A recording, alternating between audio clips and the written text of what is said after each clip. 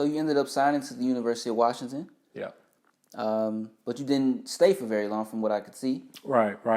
So and you ended up transferring to UNLV. So, what could you tell me about what happened there? Yeah. What happened was University of Washington, man. I love Seattle. Great school, great program. I would say University of Washington is one of the top 5 programs in America. As you know, they're constantly in college football playoffs. They kind of taking the back seat a little bit, but that's okay. That's what it is. University of Washington, for me though, at my time, in my era, was the #1 university in terms of American football at that time, collegiate football. I think University of Washington was #1, Nebraska was #2, Florida State was 3, Miami was 4, and so on. Corey Dillon, the great running back Corey Dillon, had just left. The great running back Rashawn Sheehy was there at that time, and I had this thing about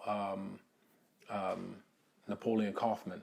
Like that was my Napoleon Kaufman was my I had 2. It was like Napoleon Kaufman, Barry Sanders, He was, I really wanted Raiders, right? Yeah, Okay. yeah. Right. Oakland Raiders, man. And so at University of Washington, everything was going great. I had redshirted my first year, but coming out of that redshirt year, the coach that recruited me, Coach Scott Pallure, he looked at me, and we were in Hawaii at this time at a bowl game, and he says, this is your year that's coming. You ready? And I looked at him, I was like, yeah, you're damn right I'm ready. So, and boom, next season, I'm getting ready for the following season. I'm going in as the starting running back. Everything is going great.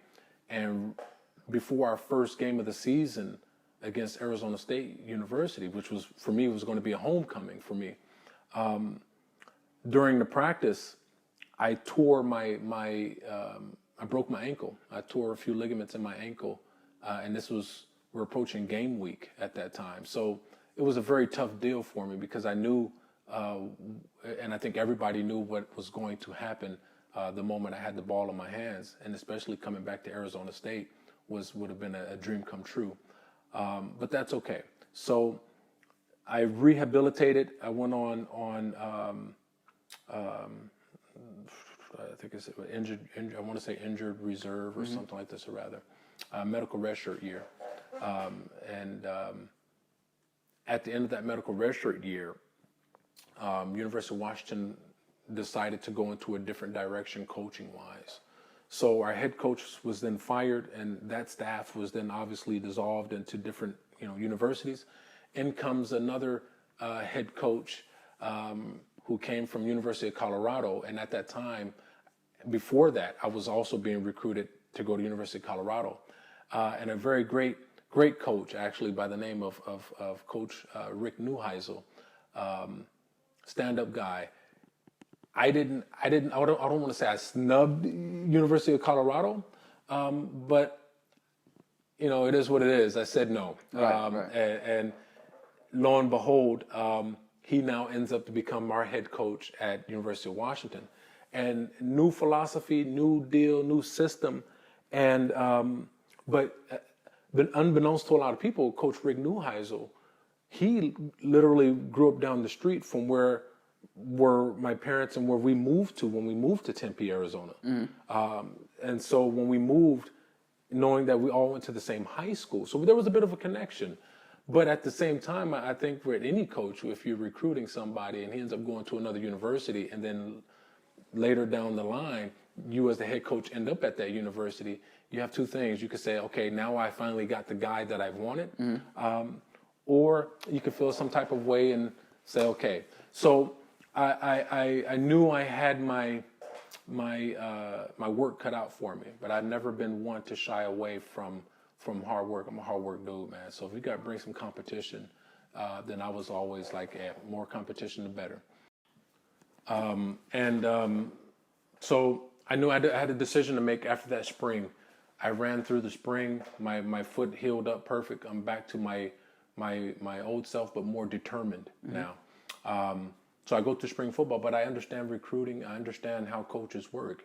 When you're a new head coach at a new university, you need to make a splash with your own recruitment, and you have to make those splashes by catching the 5 4-star prospects that are coming from that state, if you will. So they went out and got a 5-star, 4-star prospect out of the local Seattle area, another running back, and but I love competition, like I said, and going through that whole process.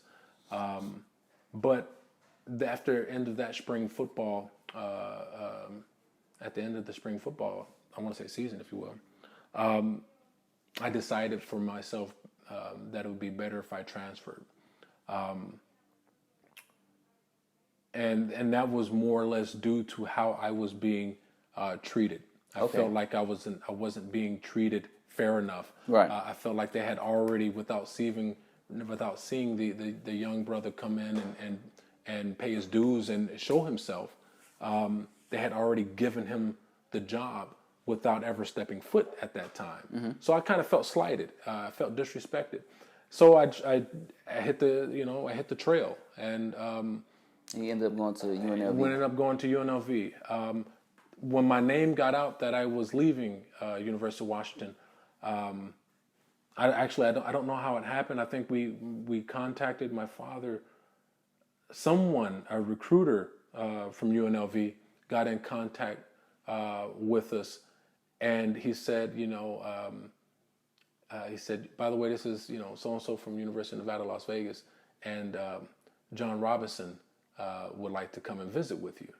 And for us, again, a legend. John Robinson is a legend. Mm-hmm. I mean, you're talking about Marcus Allen, Eric Dickerson. You're talking about Ronnie Lott, all these great players.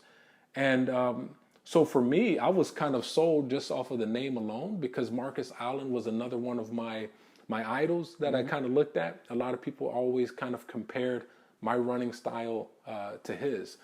And so, boom, all of a sudden, I look around and John Robinson is at my front door.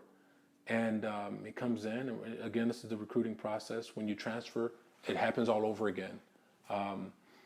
And I was sold after that. I think from Northern Arizona University and other schools at that time, I was just kind of like, okay, you know what? It's John Robinson, man. So if you would have told me Bobby Bowden or somebody else, I would have been even still like, nah, I'm a John Robinson kind of guy. So I transferred to UNLV and had, I believe, two very strong seasons at UNLV, enough to where I was on the radar of a lot of teams coming out of my senior year of University of Nevada, Las Vegas. And after my senior year, it took, going through pro days and so on, to then finally get a call to go to the Oakland Raiders and try to be a part of their training camp was also the next step of what I wanted to do. Okay. Unfortunately, what happens is, you have an agent, and unfortunately, my agent at that time, he lost his license.